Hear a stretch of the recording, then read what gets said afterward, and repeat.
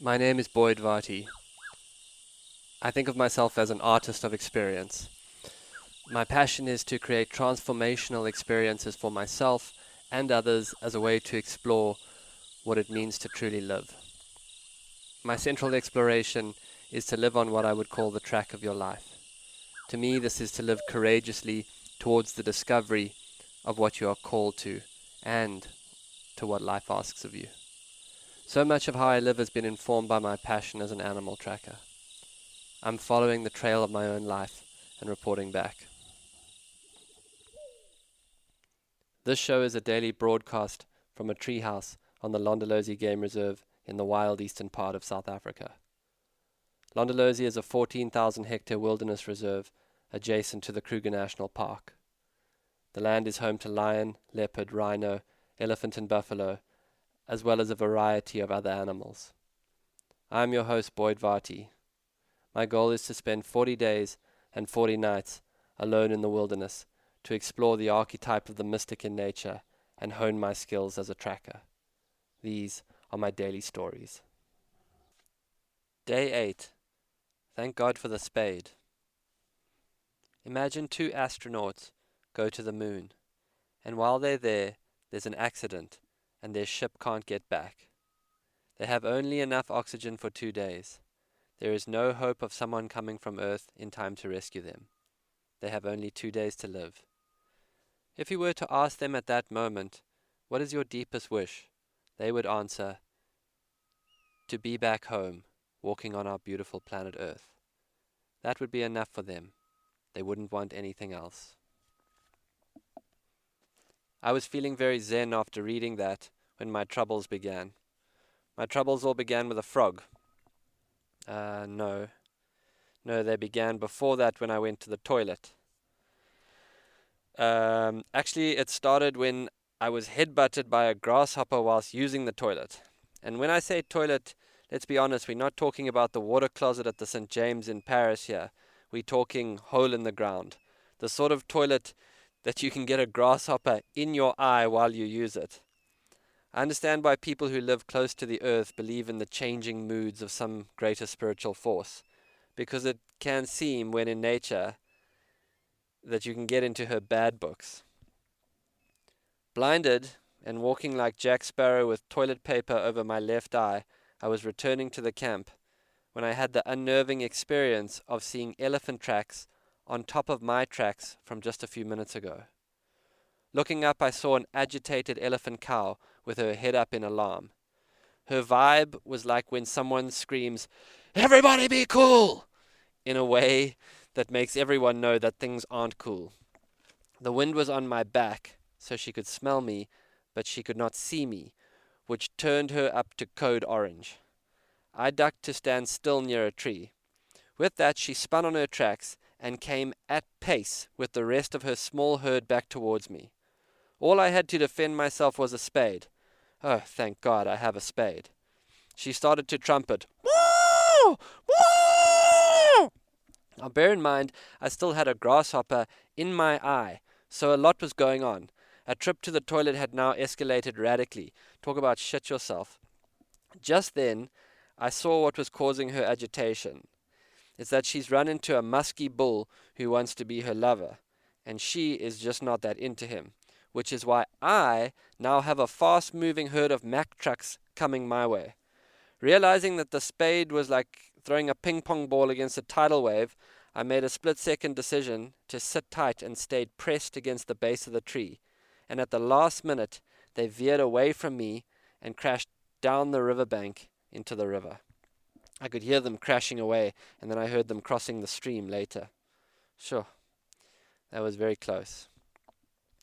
The temperature rose then all day till it felt like I was at the devil's for a barbecue. In my meditations, I found myself walking in detail through the halls of the boarding school I was sent to when I was 10. In a weird trance-like state, I got up and stuffed some chocolate in my mouth.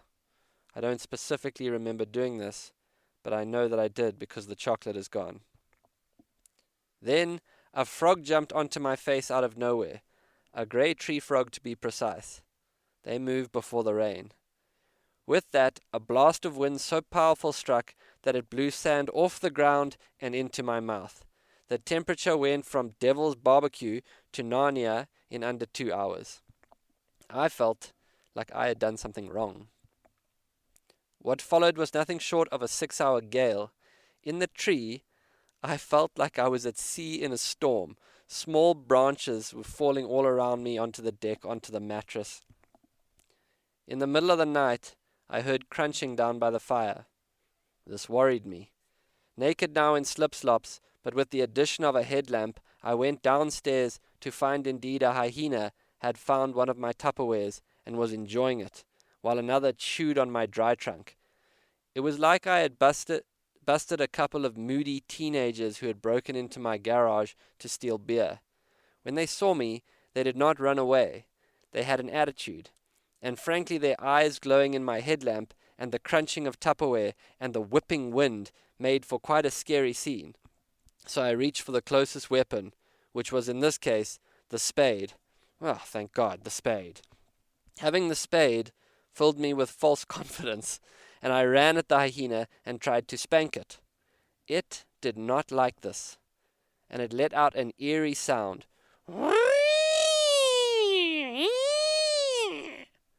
I did not like that. All of this is happening in what can be best described as a mini tornado. I had leaves in my hair. I backed off. It started to rain. What do I make of this? I don't yet know, except that nothing bad ever happened to a storyteller. And I am in a process that is very much beyond me. How was your day, babe? 40 out.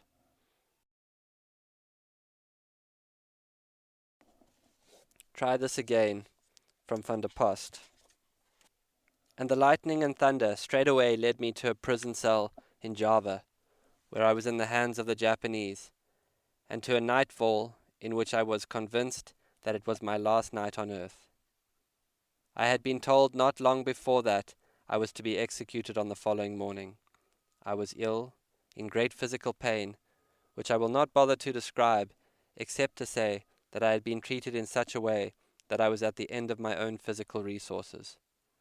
And suddenly, in the midst of all this, there broke, as it did this very evening, a tremendous thunderstorm over the prison in which the Japanese held me, and the rain came down.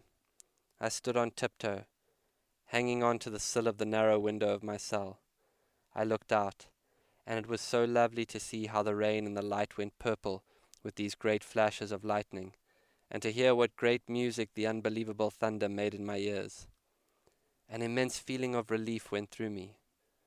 I was not worried about the next morning at all. I was indifferent to my own need, because all personal and other considerations were dissolving in the thought, my God, now there is something that man doesn't control. That storm is something the Japanese do not control. There is the testimony to something greater than us all, in charge of a wider plan of life than any we can conceive. This has been another episode of the Track Your Life podcast with Boyd Varty. Follow us on Instagram at Boyd_Varty, Twitter at Boyd Varty. Visit Boyd's website at boydvarty.com or subscribe to this podcast in your favorite podcast player. Please rate and review this podcast so that more people can find and enjoy it.